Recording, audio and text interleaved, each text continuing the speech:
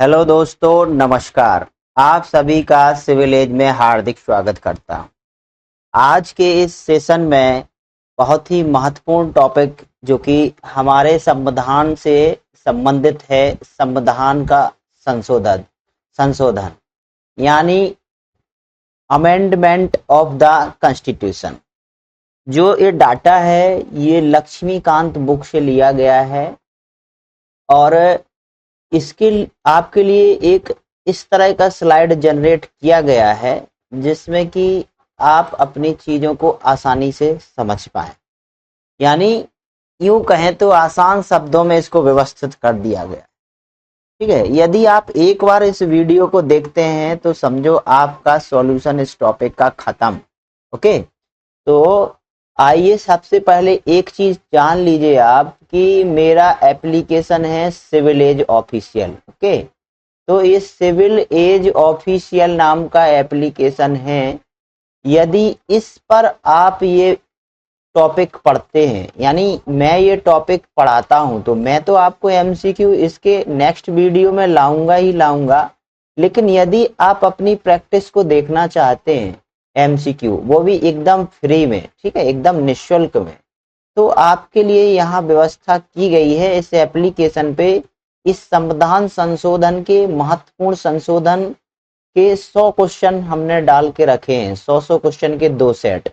ठीक है, तो जिसमें अभी तक हमारे यहाँ जो 106वां संविधान संशोधन आया था जो कि महिला बंधन अधिनियम से संबंधित था और परिसीमन आयोग से, जिसमें कि हमारी लोकसभा की सीटों को बढ़कर 50% 835 हो जाना था, उसके 106वां संविधान संशोधन तक के क्वेश्चन उसमें टेस्ट में आपको मिल जाएंगे। लेकिन उससे पहले हम हर एक संशोधन को बारीकी से समझेंगे।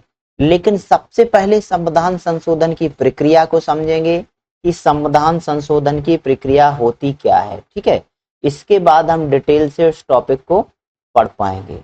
तो आइए इस बात को यहीं खत्म करते हैं और चलते हैं हम अपने टॉपिक पर। ओके, तो आपके सामने है संविधान संशोधन। ठीक है, किसी भी देश का संविधान जो होता है वो बदलते समाज और परिवेश के साथ उसमें परिवर्धन या संशोधन करने की बहुत आवश्यकता हो जाती है ना। क्योंकि जो हमारा संविधान बना है वो 1950 में समथिंग में हमने अडेप्टेड किया। 26 जनवरी 1950 को हमारा देश गणतंत्र हुआ। ठीक है, तो जब से लेके संवैधानिक प्रक्रियाएं चलती आ रही हैं। अब संवैधानिक प्रक्रियाओं में समय के साथ बदलाव होता है। उन बदलावों के अनुरूप यानी समाज के अनुरूप हमें संविधान में संशोधन करने की आवश्यकता होती है। तो किसी अन्य देश के साथ, जैसे अन्य देश में संविधान संशोधन शामिल किए गए हैं, उन देशों की तरह हमारे भारत में भी संविधान संशोधन या परिस्थितियों व आवश्यकताओं के अनुरूप इसमें संशोधित व व्यवस्थित करने की प्रक्रिया है। हालांकि इस संशोधन हमने ये बताया है कि हालांकि जो संशोधन है, आप देखेंगे कैसा है हमारा संविधान संशोधन। हालांकि जो संविधान संशोधन है, ब्रिटेन का संविधान संशोधन एकदम लचीला है। लचीला है मतलब इसमें आसानी से संशोधन किया जा सकता है। ठीक है, और यूएसए का संविधान वही क्या है, बहुत कठोर है। यानी इसको संशोधन करने के लिए यूएसए में कितने राज्य हैं, 50 राज्य हैं यूनाइटेड स्टेट में, तो उसके 75% राज्यों की आवश्यकता होती है। यानी 3/4, यूं कहें तो 3/4, 3/4 राज्य जब किसी संविधान संशोधन की प्रक्रिया को क्या कर देते हैं, मतलब अनुमोदित कर देते हैं, तभी वहां की गवर्नमेंट उस संविधान में संशोधन कर पाती है। तो ये कैसी प्रक्रिया है, कठोर प्रक्रिया है और ये लचीला प्रक्रिया है। तो हमारे जो संविधान सभा के निर्माता थे उन्होंने इसके मध्यम मार्ग को अपनाया। तो आप बौद्ध जो भगवान बौद्ध हैं उनको याद रखना कि उन्होंने एक मध्य मार्गी शाखा दी थी। यानी ना तो आपको आगे रहना है ना पीछे रहना है, ये मध्य का एक रास्ता खोज लेना है। तो इस तरह से हमने एक मध्य का रास्ता खोज लिया तो हमने अपने संविधान को अंशतः लचीला बनाया व अंशतः कठोर बनाया। अब अंशतः लचीला का तात्पर्य यहाँ यह होता है कि इतना भी संविधान लचीला नहीं होना चाहिए कि अभी हाल ही में कोई सत्तारूढ़ दल, कोई भी केंद्र में सत्तारूढ़ दल तानाशाही का रूप ना ले ले, यानी कि वो अपनी तानाशाही करके किसी भी कानून प्रक्रिया में इतना बड़ा बदलाव ना कर ले जो कि देश हित व समाज हित में मतलब संदेश उसका गलत जाए, उसका असर समाज के ऊपर उल्टा पड़े, ठीक है, या समाज उससे प्रभावित हो जाए।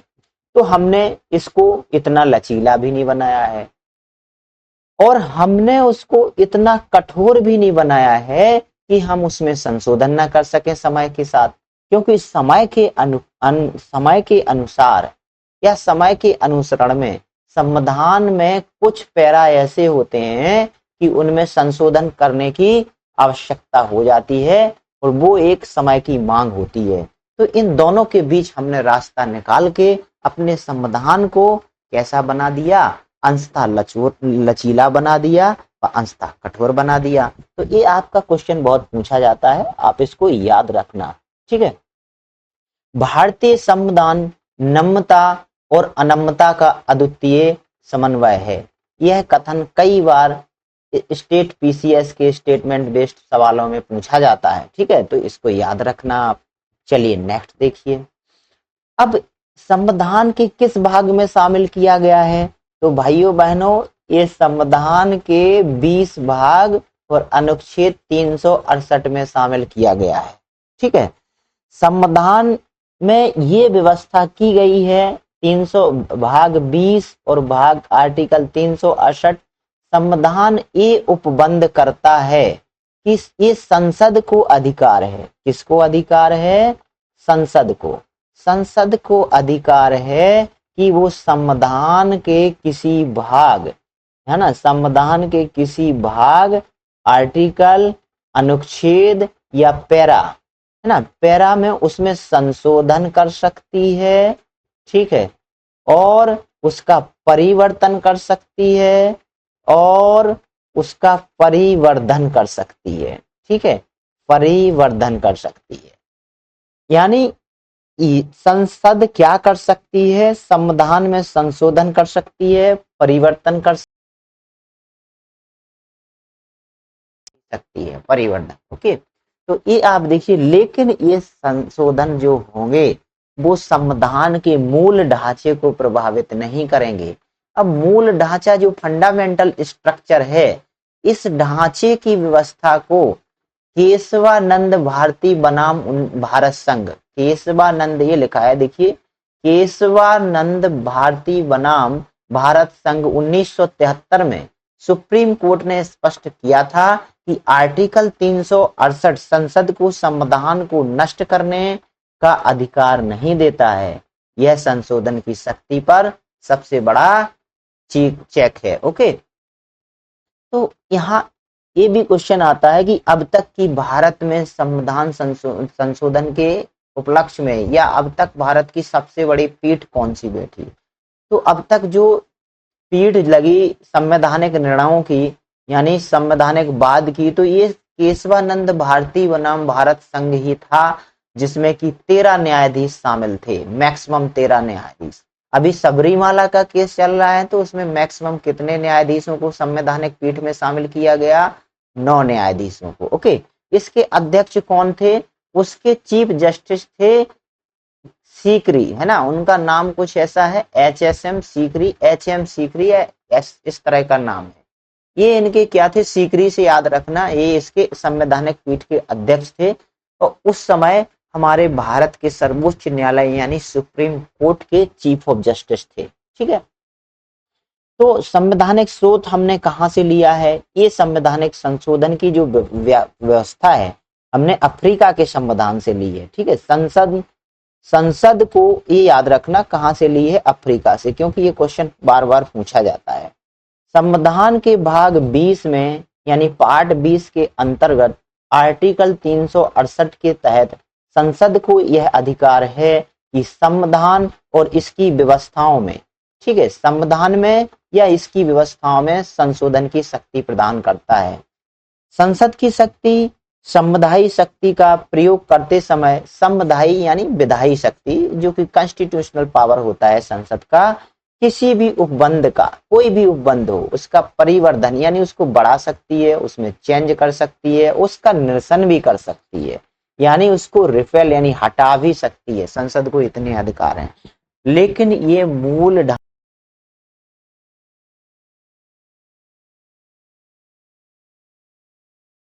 लेकिन संविधान का मूल स्ट्रक्चर नहीं बदल सकती है।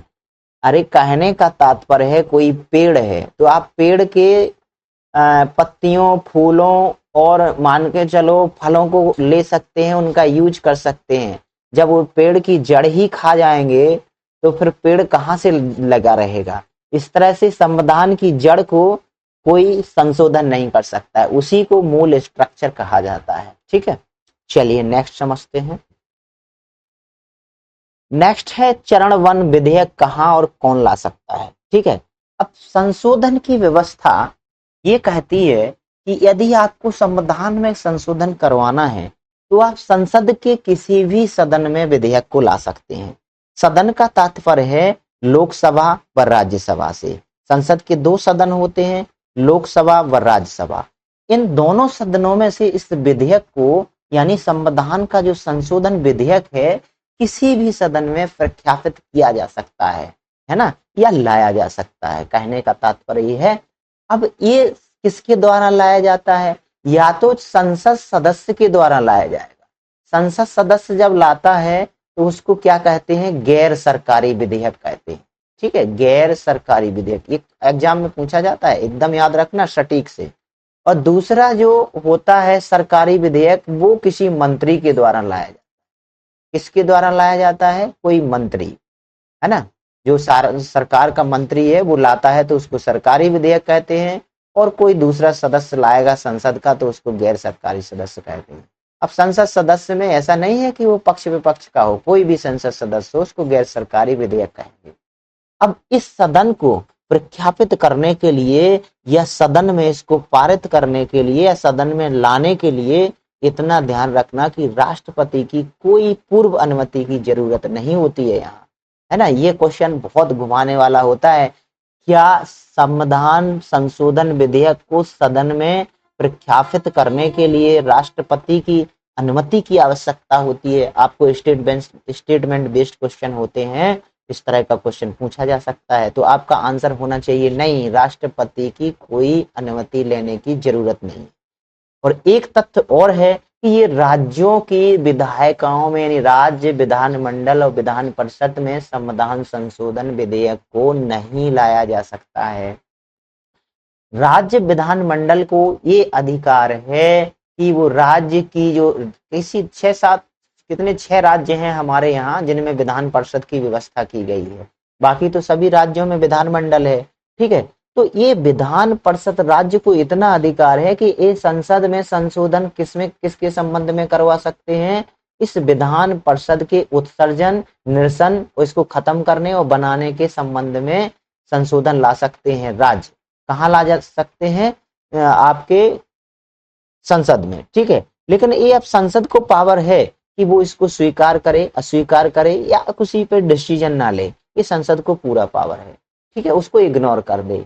ठीक है, तो राज्यों का संवैधानिक संशोधन की प्रक्रिया से कोई संबंध नहीं है।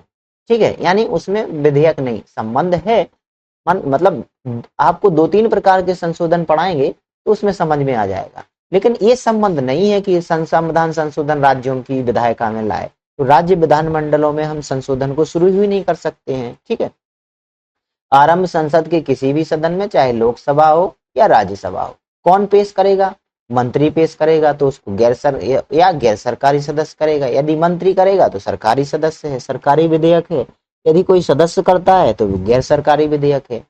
PYQ ट्रिक आपके लिए है। प्रश्न फंसता है कि क्या संविधान संशोधन के लिए राष्ट्रपति की पूर्व अनुमति चाहिए? उत्तर है बिल्कुल नहीं। मैं बताया था आपको, इसके लिए राष्ट्रपति की पूर्व स्वीकृति की आवश्यकता नहीं होती है। ठीक है, चलिए नेक्स्ट पेज पे देखिए। चरण 2, दोनों सदनों में विशेष बहुमत। अब भाई ये जो विधेयक पारित होना चाहिए दोनों सदनों में विशेष बहुमत के द्वारा होना चाहिए। अब विशेष बहुमत कौन सी वाला है? विशेष बहुमत का तात्पर्य है कि संसद के दोनों सदनों में वहां कुल सदस्य, ठीक है, कुल सदस्य संख्या या उसमें उपस्थित, दोनों में उपस्थित सदस्य संख्या के 2/3 बहुमत से पारित होना चाहिए।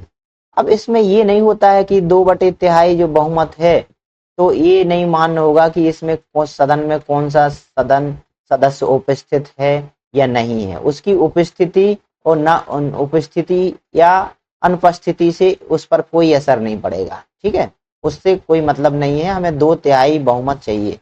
और कुल सदन संख्या, तो शर्त एक पहली है कि अलग अलग दोनों सदनों से पारित करवाना होता है संविधान संशोधन विधेयक। यानी ऐसा नहीं कि एक सदन में पारित हो गया तो वो लागू हो गया, नहीं, दोनों सदन अलग अलग पारित करेंगे स्पेशल मेजॉरिटी, विशेष बहुमत से, ठीक है। तो शर्त 2 है कि एक तो सदन की कुल संख्या का बहुमत 50% से अधिक या रिक्तियों को मिलाकर, यानी रिक्तियों को मिलाकर, कोई अनुपस्थित है उससे कोई मतलब नहीं है। विशेष बहुमत की पहली शर्त हो जाती है कि 50% से अधिक होना चाहिए। दूसरी शर्त है कि सदन में उपस्थित और मतदान में भाग लेने वाले सदस्यों का कम से कम मिनिमम 2/3 बहुमत प्राप्त हुआ हो, ठीक है, 2/3 सदस्यों से। कहने का मतलब है कि 300 सदस्य हैं किसी सदन में, तो 2/3 सदस्य यानी 3, यहाँ पे आपका कितना हो गया, 200 सदस्यों की हमें बहुमत पे आवश्यकता होगी। तो इस तरह से ये 2/3 सदस्य, 2 शर्तें पूरी हो जाती है। एक शर्त तो क्या है, 50%, ठीक है। दूसरा शर्त ये है कि या तो उपस्थित मतदान करने वाले सदस्यों का कम से कम मिनिमम 2/3 बहुमत होना चाहिए पर वोटिंग हो। अब इसमें इंपॉर्टेंट बात है ये है कि अभी तक हम पढ़ते आ रहे थे कि संविधान के दोनों विधेयक दोनों सदनों में, यानी ये जो राज्यसभा है लोकसभा है, यदि इन दोनों में कोई विवाद उत्पन्न होता है, गतिरोध उत्पन्न होता है, तो वहां पे हमने राष्ट्रपति क्या करते थे, अपने विवेकाधीन शक्ति का उपयोग करते हुए संयुक्त अधिवेशन की व्यवस्था करते थे। संयुक्त अधिवेशन, है ना, राष्ट्रपति क्या करते थे, संयुक्त अधिवेशन बुलाते थे। यदि दोनों सदनों में मनमुटाव है किसी बात को लेके, किसी विधेयक को लेके, किसी प्रस्ताव को लेके, तो वहां पे संयुक्त विधेयक होता था। और ये संयुक्त विधेयक जो राष्ट्रपति बुलाते थे वो आर्टिकल 108 में बताता है संयुक्त विधेयक के बारे में। अब चूंकि राष्ट्रपति ने तो बुलाया है ना संयुक्त विधेयक, लेकिन अध्यक्षता कौन करेगा, इसकी अध्यक्षता लोकसभा अध्यक्ष ही करता था। लोकसभा अध्यक्ष संयुक्त विधेयक की अध्यक्षता करता था, राष्ट्रपति उसको आहूत करते थे आर्टिकल 108 के तहत। लेकिन संविधान संशोधन में यह प्रक्रिया, यह व्यवस्था की गई है कि इस संबंध में या इस संविधान संशोधन के उपबंधों यानी संशोधन के संबंध में कोई भी संयुक्त बैठक की व्यवस्था नहीं होगी, यानी इसमें ज्वाइंट सिटिंग नहीं होगी। कहने का तात्पर्य है यदि एक सदन में दूसरे सदन से मनमुटाव है या अव्यवस्था है या किसी प्रस्ताव या विधेयक को लेके विवाद है, तो उस संबंध में हम दोनों को सामंजस्य से एक जगह बिठा, राष्ट्रपति नहीं बिठा सकते हैं। मतलब उसमें संविधान में ये विभेद लगा दिया, नो ज्वाइंट सिटिंग। यदि दोनों सदनों लोकसभा राज्यसभा के बीच असहमति हो जाती है तो दोनों सदनों की संयुक्त बैठक बुलाने की कोई प्रावधान नहीं है, बिल वहीं गिर जाएगा। अब भाई अब बात ही नहीं बनेगी, ठीक है। तो इस बात को याद रखना, 2-3 बातें हैं इसमें जो आप याद रखेंगे। ये एग्जाम में हर एक पॉइंट एग्जाम की दृष्टि से या पॉइंट ऑफ व्यू से बहुत ही इंपॉर्टेंट है। नेक्स्ट देखिए, चरण 3, संघीय मुद्दे व राज्यों की भूमिका। अब देखो जो संघीय मुद्दे क्या कहलाते हैं, संघीय मतलब संघ का मतलब होता है यूनियन, ठीक है। अब यूनियन में हमारा भारत प्लस राज्य दोनों शामिल हैं, ठीक है। अब जो भारत की केंद्र सरकार होती है उसको पूरे देश में पावर होता है समान रूप से शासन चलाने का, ठीक है, और कानून व्यवस्था, विधायी व्यवस्था को, प्रशासनिक व्यवस्था को देखना। लेकिन राज्य अपने अपने राज्य की सीमाओं के अंदर रहकर अपने अपने राज्य की विधायी सीमा, विधायी व्यवस्था, कार्यपालक व्यवस्था व प्रशासनिक व्यवस्था, जितनी भी सामाजिक आर्थिक व्यवस्थाएं हैं, राज्य अपने अंतर्गत देखता है, यानी अपनी सीमा के अंतर्गत। जिस तरह से हमारे भारत में 28 राज्य और 8 यूटी हैं, ठीक है, तो ये कार्यों और प्रशासन को संचालित करते हैं। लेकिन अब मुद्दा ये होता है कि कुछ मुद्दे ऐसे होते हैं जो कि राज्यों के संसद, यानी कहने का तात्पर्य है केंद्र की सरकार से टकराने लगते हैं। तो जब ये मुद्दों में विवाद होता है तो उन्हीं मुद्दों को संघीय व्यवस्था के अंतर्गत लाया जाता है, ठीक है। उनमें राज्यों की क्या भूमिका होगी? अब चूंकि संघीय मुद्दों पर संशोधन करना है, तो संघीय मुद्दों पर संशोधन करने के लिए आप ये मान के चलिए कि कोई भी संशोधन के द्वारा केंद्र कोई सदन अकेले नहीं ला सकता है।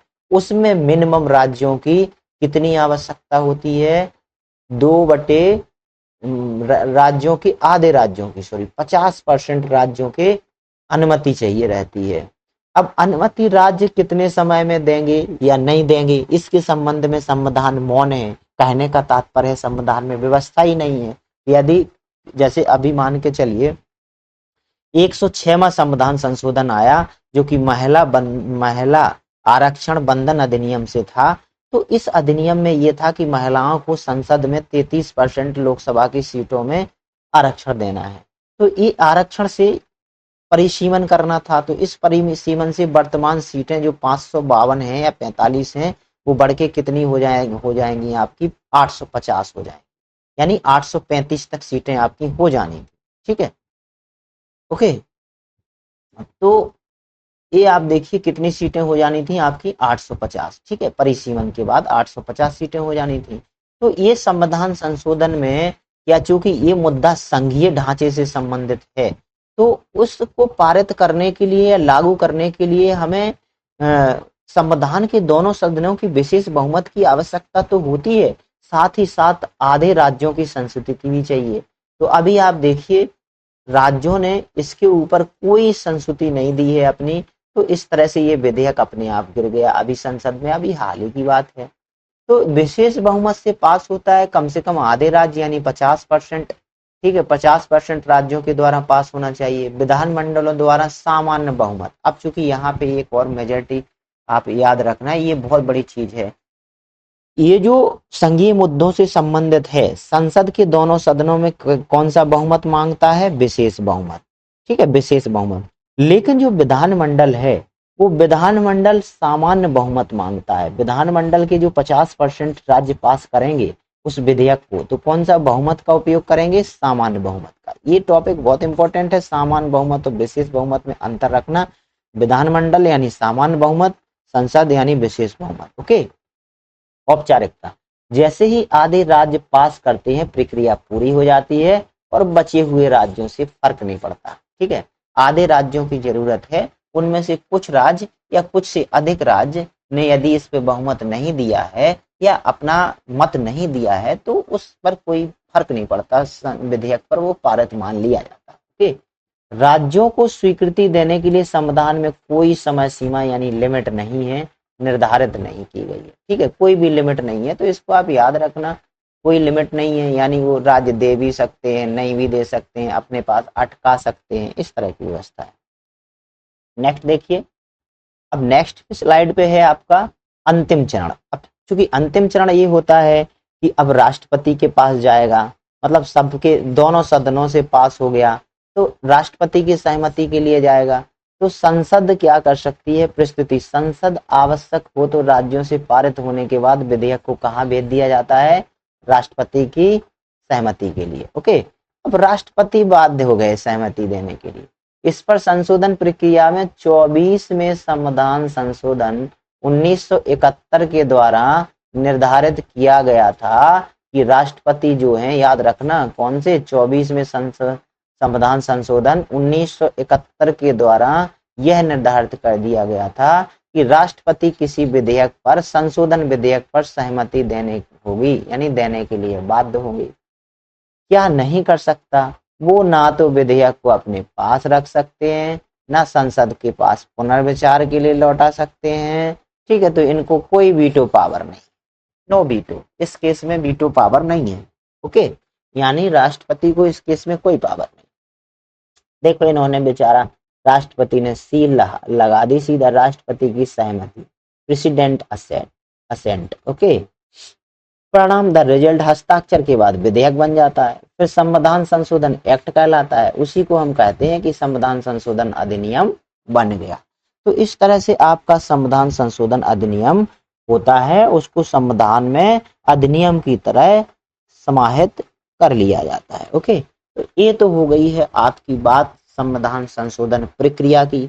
अब हम देखेंगे संशोधन के प्रकार, कि संशोधन कितने कितने प्रकार के होते हैं। ओके,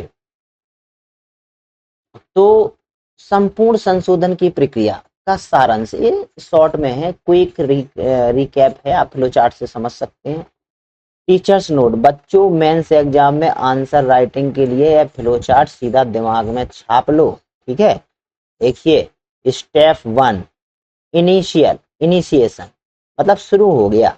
अब संसद में कोई मंत्री लाएगा, मैं बता दिया हूं, तो वो सरकारी होगा, और कोई सदस्य लाएगा तो गैर सरकारी होगा। राष्ट्रपति की कोई अनुमति नहीं है, इसमें लिखा है पूर्व अनुमति नहीं। स्टेप 2 अलग अलग दोनों सदनों में विशेष बहुमत से पारित। अब ये विशेष बहुमत में दो पैरा जुड़े थे, एक तो 50% से अधिक राज्यों के, और या तो कुल सदस्य और 2/3 सदस्यों के बहुमत से। स्टेप 3 फेडरल चेक, अब संघीय मुद्दा होने पर आधे राज्यों की जरूरत होगी। अब संघीय मुद्दा नहीं है तो यही बात खत्म हो जाती है, और फिर राष्ट्रपति के पास जाएगा, राष्ट्रपति अनुमति देंगे, फाइनल असेंट हो जाएगा, और ये संविधान में एक्ट व अधिनियम बन जाएगा। तो इस तरह से संविधान संशोधन की प्रक्रिया का फ्लो चार्ट है, आप देख लेना, समझ सकते हो। भाई संशोधन के 3 प्रकार हैं, लेकिन संविधान में जो मौलिक संविधान है, उस संविधान में सिर्फ 2 ही संशोधन को शामिल बताया गया है, इसके 2 प्रकार को, एक तो विशेष बहुमत से, और एक तो आपका बताया गया है संसद के दोनों सदनों के विशेष बहुमत प्लस आधे राज्यों के साधारण बहुमत की संस्तुति आवश्यक होती है। किन मुद्दों पर? जो मुद्दे संघीय ढांचे से संबंधित होते हैं। ठीक है, लेकिन संसद के बहुत सारे, मतलब अधिकांश जो संशोधन है संविधान में, वो विशेष बहुमत के द्वारा ही किए जाते हैं। ओके, तो ये सब आर्टिकल 368 की व्यवस्था है, ये आर्टिकल, और ये साधारण बहुमत से भी संशोधन होते हैं, लेकिन ये संविधान में शामिल नहीं है, ये संविधान के बाहर की व्यवस्था है। तो संविधान में मेनली, संविधान में संशोधन के कितने प्रकार को शामिल किया गया? तो 2 प्रकार को। अब यहाँ पे किसी ऑप्शन में आपको 3 प्रकार मिलेंगे, वैसे तो 3 प्रकार से होती है, लेकिन ये संविधान की व्यवस्था नहीं है, संविधान के बाहर की व्यवस्था है। ओके, तो 368 केवल 2 प्रकार के संशोधन की व्यवस्था करता है, लेकिन कुछ अनुच्छेद संसद के साधारण बहुमत से बदल जाते हैं, वो अनुच्छेद 368 के बाहर की व्यवस्था है। 368 के तहत सिर्फ 2 प्रकार के संशोधन है। ओके, नेक्स्ट देखिए साधारण बहुमत। साधारण बहुमत से भाई साधारण चीजें ही सॉल्व होंगी, जैसे कि राज्यों के नाम बदलना, राज्यों के नाम को नया प्रवेश होना, गठन होना, राज्यों की क्षेत्रों की सीमाओं को बढ़ा देना, घटा देना, परिवर्तन कर देना, या संसद सदस्यों के वेतन भत्ते, गणपूर्ति, कोरम शामिल करना, है ना, और राज्य विधायिकाओं में विधान परिषद का निर्माण। देखिए ये भी विधान परिषदों का निर्माण कौन सी व्याख्या है, कौन सी, यदि राज्य लाता है संशोधन की प्रक्रिया, तो ये संविधान संशोधन के तहत थोड़ी है, ये तो राज्यों में, ये तो 368 से बाहर की व्यवस्था है ना साधारण बहुमत। तो साधारण बहुमत में राज्यों को संस्तुति देता है, अब राज्य उसको एक्सेप्ट भी कर सकते हैं, नहीं भी कर सकते हैं, उसमें निरसन कर सकते हैं। ठीक है, तो संसद सदस्यों के जो वेतन है, भत्ते हैं, विशेषाधिकार हैं, गणपूर्ति है, ये सब संसद के साधारण नियम है। नए राज्यों का प्रवेश है, गठन है, सीमा है, नाम में परिवर्तन, ये भी क्या है, साधारण बहुमत के द्वारा ही पास हो जाते हैं। इसमें विधायी प्रक्रिया है कि 50% प्लस अधिक बहुमत चाहिए, 50% से अधिक चाहिए तो साधारण प्रक्रिया पूरी हो जाती है। अंग्रेजी भाषा है, ठीक है, संसद में अंग्रेजी भाषा और राजभाषा का उपयोग है। और भी इसमें आपके आते हैं, जैसे कि उच्चतम न्यायालय में अवर न्यायाधीश आते हैं, है ना, दूसरी अनुसूची तीसरी अनुसूची के बाद आता है। दूसरी अनुसूची, पांचवी अनुसूची, छठी अनुसूची। हमारे भारत में संविधान में 12 अनुसूचियों को शामिल किया गया। ठीक है, तो ये दूसरी अनुसूची जिसमें कि वेतन भत्ते विशेषाधिकार हैं। पांचवी अनुसूची जिसमें कि अनुसूचित क्षेत्रों का प्रशासन है ना। अनुसूचित अनु पांचवी में क्षेत्रों का नहीं, सॉरी, इसमें एससी एसटी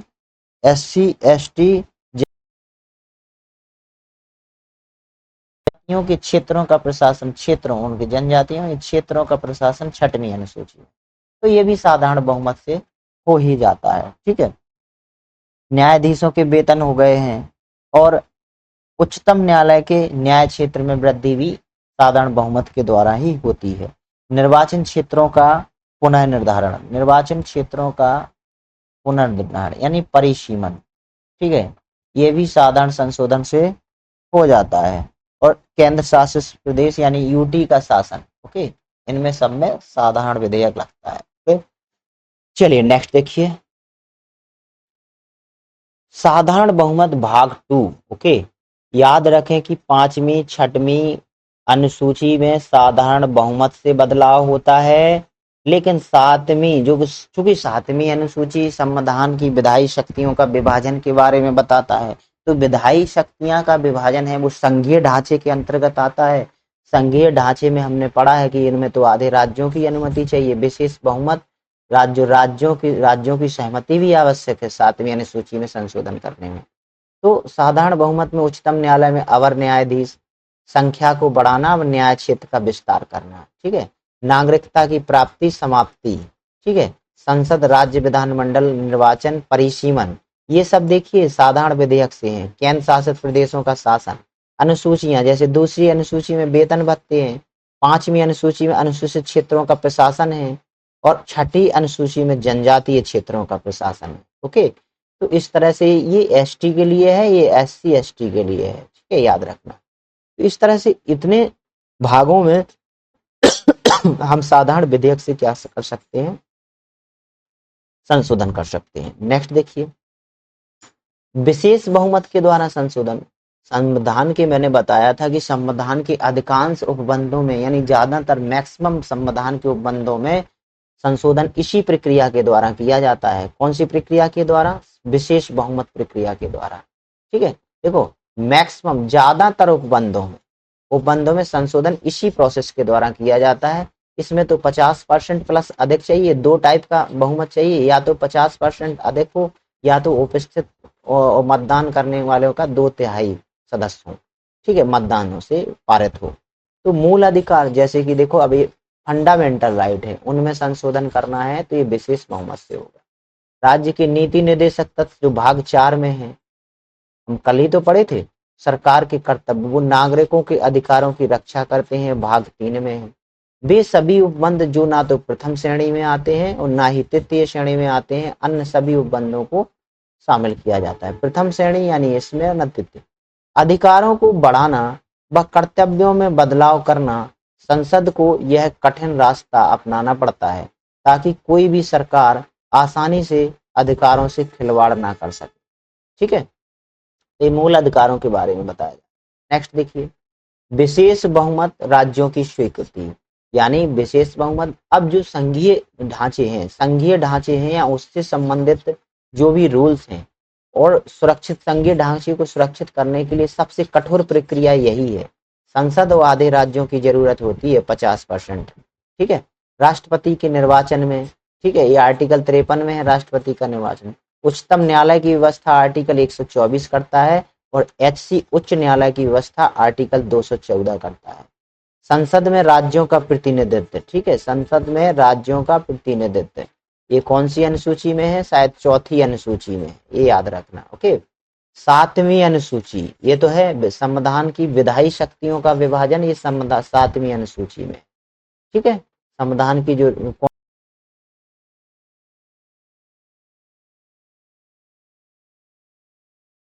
सूची और संवर्ती सूची। ओके, इसमें 3 प्रकार की सूचियां हैं सातवीं अनुसूची में।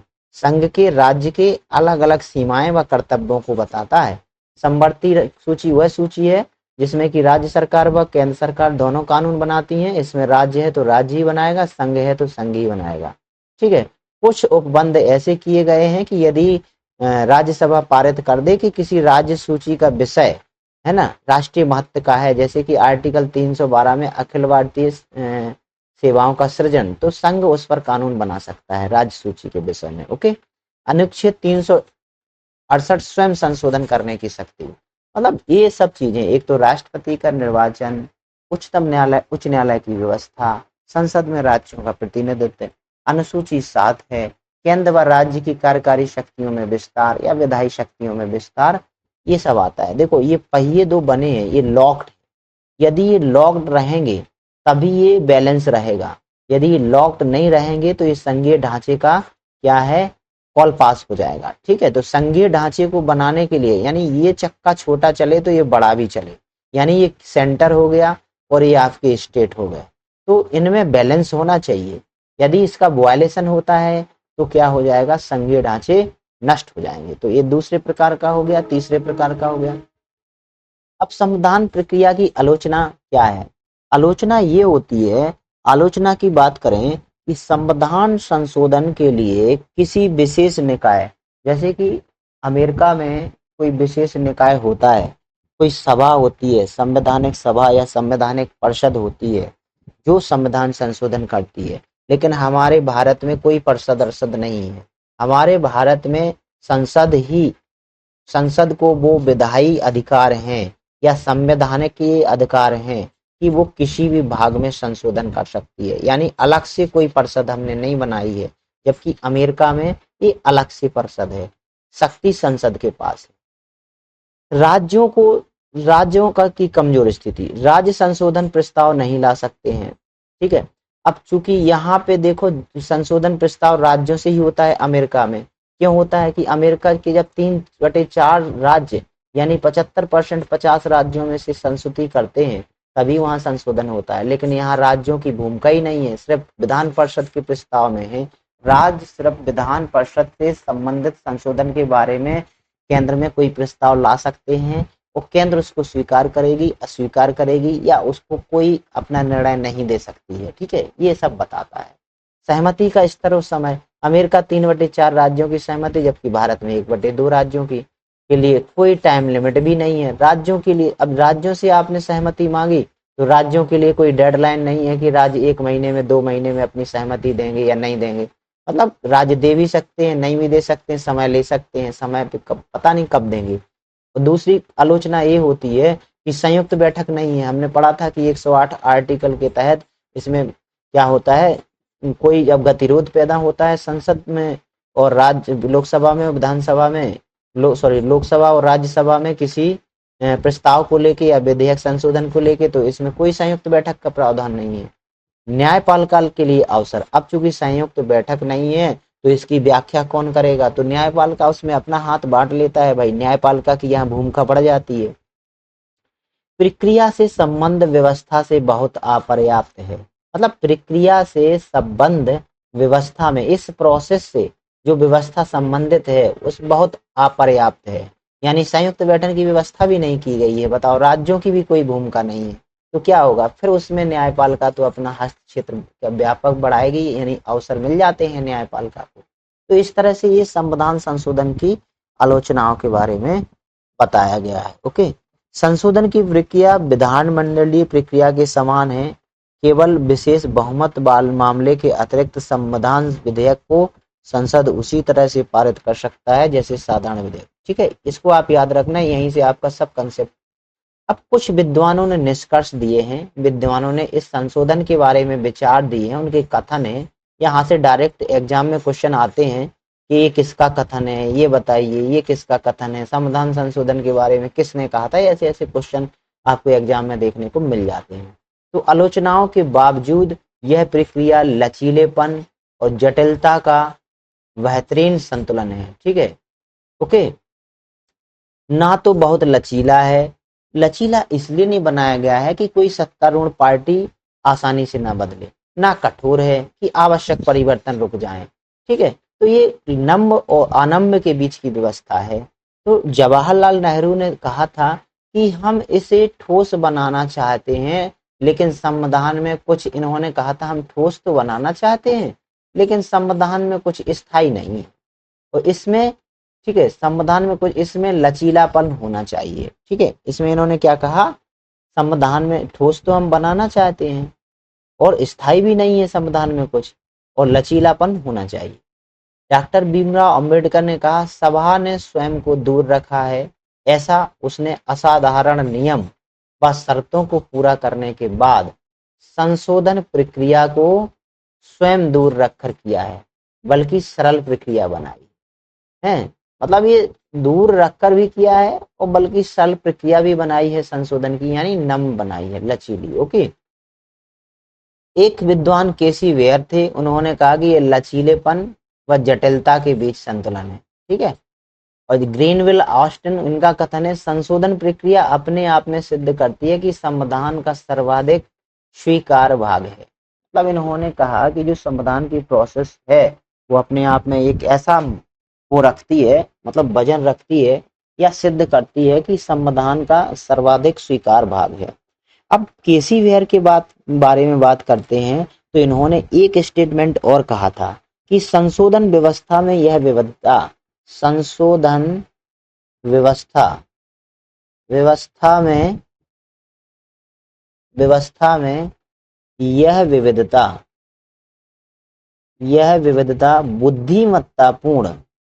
बुद्धिमत्तापूर्ण लेकिन मुश्किल से मिलने वाली है। मतलब संविधान व्यवस्था में यह जो विविधता शामिल की गई है संशोधन की, कैसी है, बुद्धितापूर्ण है, यानी बुद्धिमानी से उपयोग किया गया है, लेकिन ये मुश्किल से मिलने वाली है। मतलब किसी देश के संविधान में ही मिलती है जो हम अपने आप को, हमें प्राउड मोमेंट या अपने आप को गौरवान्वित महसूस करना चाहिए कि जो हमारे संविधान के निर्माता थे उन्होंने इस तरह की संवैधानिक संशोधन की व्यवस्था की। नहीं तो आप देख सकते हैं विश्व के कई संविधान हैं जो कई बार बदल चुके हैं, मिट चुके हैं, बन चुके हैं। जैसे जर्मनी का वाइमर सिद्धांत, फ्रांस के संविधान संशोधन, अमेरिका का संविधान, उनमें कई बार नए सिरे से संविधान बना दिया गया, जबकि हमारा संविधान वही है। हम समय और उसकी मांग के अनुरूप अपने संविधान में लचीलेपन को शामिल करते हैं, जिससे कि हम उसमें समय के अनुरूप, आवश्यकता के अनुरूप उसमें परिवर्धन, निरसन और संशोधन कर लेते हैं। तो चलिए, धन्यवाद। यदि आपको आज ये टॉपिक अच्छा लगा है, यदि समझ में आया है, तो आप इस चैनल को प्लीज लाइक कर दीजिए, सब्सक्राइब कर दीजिए और हमारे प्ले स्टोर से एप्लीकेशन को डाउनलोड करना भूलिए, क्योंकि ये आपको करंट अफेयर्स ही देगा। पर डे के 50 MCQ क्वेश्चन करंट अफेयर देंगे। यहाँ से आप इस टॉपिक के हमें MCQ लाएंगे कि संविधान के कौन कौन से विशेष संशोधन हैं जो कि PSC, SSC और रेलवे स्तर के एग्जाम में पूछे जाते हैं। और इन MCQ का आप यदि फ्री में मात्र ₹1 में सभी टेस्ट परचेस करना चाहते हैं तो प्ले स्टोर से मेरा एप्लीकेशन सिविल एज है, अभी ऑफिशियल एज है, या फिर लिंक में दे दूंगा। मेरा व्हाट्सएप नंबर आप डाउनलोड, मतलब मैसेज कर दीजिए तो मैं लिंक भेज दूंगा, या प्ले स्टोर से आप लिंक पे जा करके, है ना, डाउनलोड कर सकते हो, अपना टेस्ट दे सकते हैं। बहुत ही इंपॉर्टेंट क्वेश्चन डाल के रखे हैं। चलिए, धन्यवाद, थैंक यू।